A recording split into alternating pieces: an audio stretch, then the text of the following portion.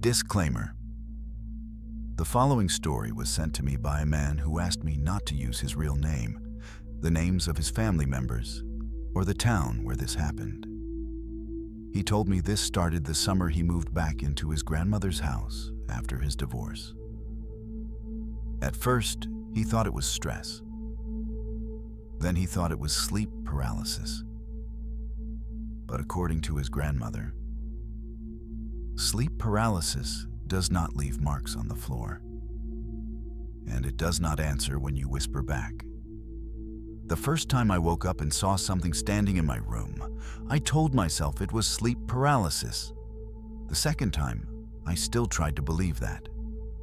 The third time, it said my name. And when my grandmother heard me describe it the next morning, she didn't look confused. She looked scared. Then she asked me one question that made my blood go cold.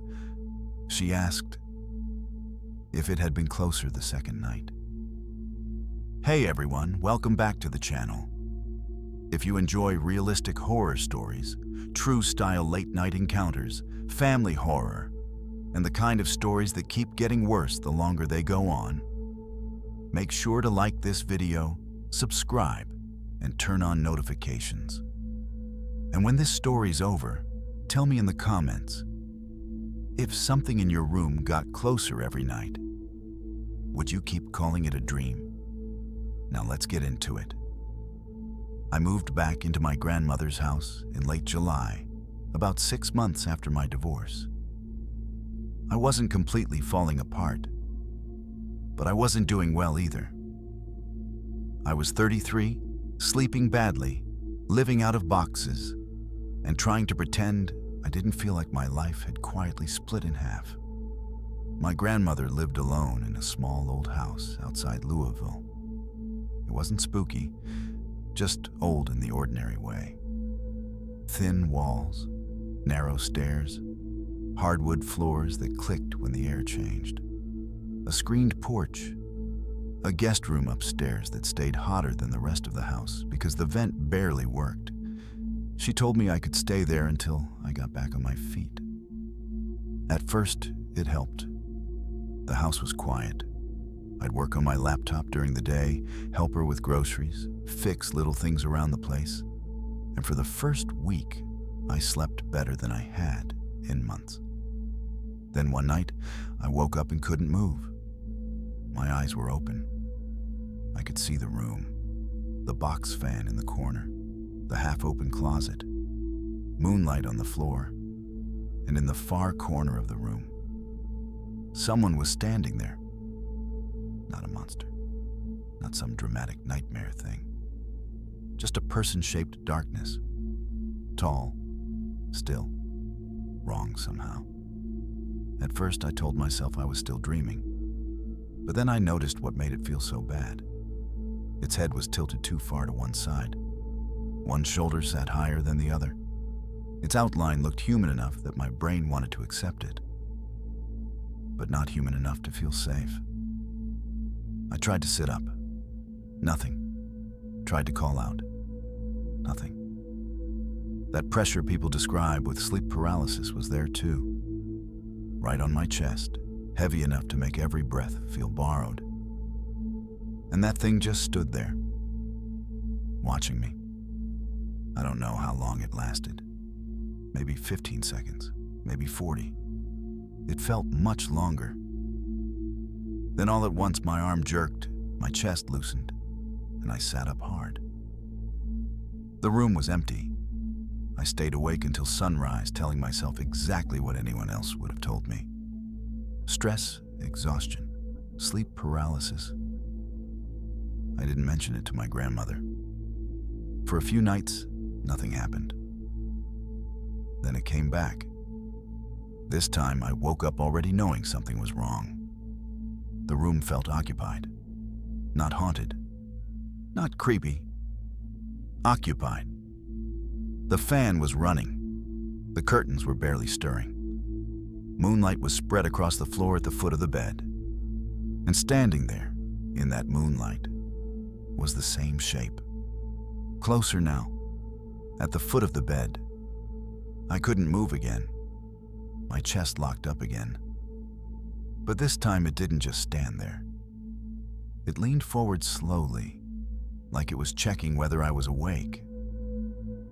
That was the moment it stopped feeling like a sleep disorder and started feeling personal. I could hear my heartbeat in my ears. I could hear the fan blades clicking. I could hear the old house settling around us. Then downstairs, my grandmother's TV laughed at some late-night rerun she'd fallen asleep to. The sound broke whatever hold I was under. I lurched upright, gasping, and the room was empty again. This time I got out of bed. I checked the closet, the hallway, the bathroom, under the bed. I even looked behind the door like a child trying to prove nothing was there. Nothing. I went downstairs, turned off my grandmother's TV, drank water at the sink, and came back up. At the foot of my bed were 2 damp footprints on the hardwood floor. Bare feet, long and narrow, pointed toward the bed. I touched one. Cold, not soaked, just damp enough to darken the wood. I didn't sleep at all after that. At breakfast, my grandmother looked at me once and said, "You look worse than when you got here." I laughed it off. She asked if I'd been having dreams in the upstairs room. That made me stop. I asked why she said that. She buttered her toast and said, "That room doesn't always let people rest right away." She said it so casually that it bothered me more than if she'd tried to scare me. I asked what she meant. She looked at me and asked, "Did you see it in the corner first?" I remember just staring at her. Then I asked how she knew there was an it to begin with. She didn't answer immediately. She just watched my face. Then she said, "Describe what you saw." So I did. I told her about the shape, the bent head, the crooked shoulders, the pressure on my chest, the way it had been closer the second time. And when I mentioned the footprints, she went pale. Not doubtful, not confused, pale. She stood up, carried her plate to the sink, and stayed there with her back to me for a few seconds before saying, very quietly, "That isn't sleep paralysis." I asked what it was. She said, "My mother had a name for things like that." I asked what name. She shook her head once and said, "A thing that notices when a house is weak." That sounded vague enough to annoy me, so I pushed harder. She finally turned around and told me what her mother used to believe. Some presences, she said, did not attach themselves to places the way ghost stories claimed. They attached themselves to conditions: grief, illness, sleeplessness. Homes where people were afraid, arguing, mourning, or slowly breaking down. I almost laughed at that. Not because it was funny, but because it sounded like exactly the kind of explanation people invent when they don't have one. She saw that and got sharp with me. She said, "You asked." Then she told me something she had apparently never told anyone else. A month before my grandfather died, he woke her 3 nights in a row and said there was a man in the upstairs guest room. Not downstairs with them. Upstairs. In that room. He said it never came all the way into the light. It stood farther away at first, then closer the next night, then beside the bed on the last one. I asked what happened on the last night. She hesitated. Then she said, "He told me it started whispering." I asked what it whispered. She said he never repeated that part, only that it knew his name. That was the first time I felt real dread in daylight. I tried to drag the conversation back toward logic. I said maybe I was under stress. Maybe I was waking at the wrong point in a sleep cycle. Maybe she was connecting my story to old memories that had changed over time. She let me talk. Then she asked, "Did stress leave footprints too?" I had no answer for that. That evening, she asked me not to sleep upstairs. I should have listened. But I was embarrassed, and pride makes you do stupid things when you're scared. I didn't want to be the grown man sleeping on his grandmother's couch because of a half-seen shadow. So I stayed in the room. This time I prepared. I left the bedside lamp on. I put my phone on the dresser recording toward the bed. And because I wanted proof, I sprinkled baby powder by the bedroom door around both sides of the bed and near the closet. By midnight, I felt ridiculous. By 1, I felt angry at myself. By 2:30, I must have drifted off. Then I woke up and knew immediately something was wrong. The lamp was off. I had left it on. The fan was off too. The room was silent in a way that didn't feel natural. No fan hum, no house noise, no insects outside. Just a dead, waiting silence.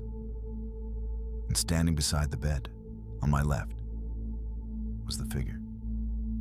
Not across the room, not at the foot of the bed. Beside me, close enough that if I could have moved, I might have touched it. Its outline was clearer than ever. Tall, thin, shoulders uneven, neck bent too far.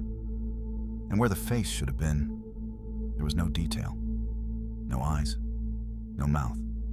Just a depthless darkness shaped like a face should have been. I tried to move. Nothing. Then it bent lower, and in a voice so soft I almost thought it came from inside my own head, it said my name. Not angry, not loud. Just my name. Like it was confirming it had the right person. At that exact second, the hallway floor outside my room creaked. My grandmother. I heard her from outside the door. Not yelling, not panicking, just firm. "Leave him alone." The figure jerked upright, not startled, more insulted than surprised. Then the weight on my chest vanished so suddenly I rolled off the bed and hit the floor. My grandmother opened the door a second later. The room was empty. But the baby powder wasn't. There was a long drag mark through it from the far corner near the closet to the side of my bed. Not footprints. One dragging path. As if something had crossed the room without walking. My grandmother saw it, and I watched the last bit of denial leave her face. She told me to get downstairs. We sat in the kitchen until sunrise with every light on. She made coffee and never touched it. I replayed the phone recording over and over. For the first hour, nothing. Then at 2:43 a.m., the video glitched. Static bands rolled across the screen. The room warped, and for 3 frames, something was standing beside the bed. Too tall. Bent wrong. Then the image cleared.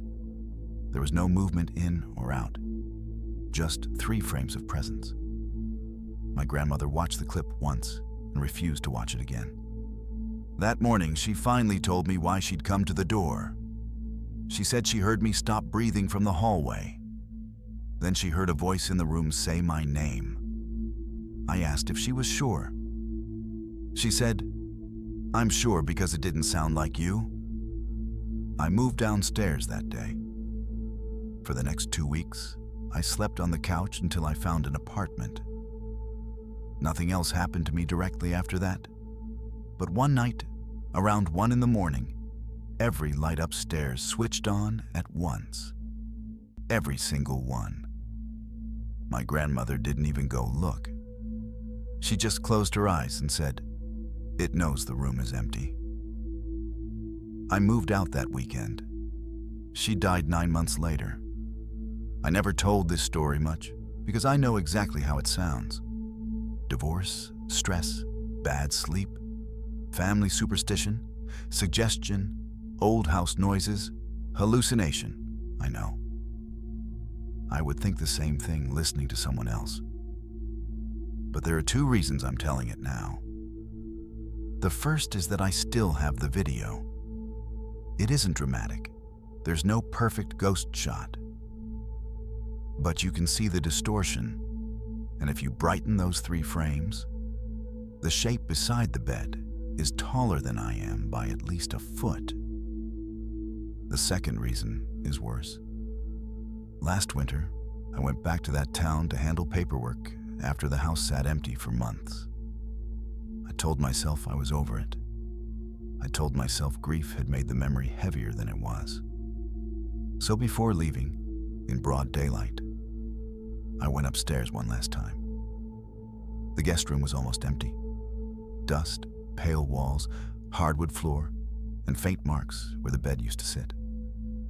I stood in the room maybe half a minute. Then I heard a soft sound behind me. Not in the hallway, inside the room, like someone shifting their weight. I turned around. There was nothing there.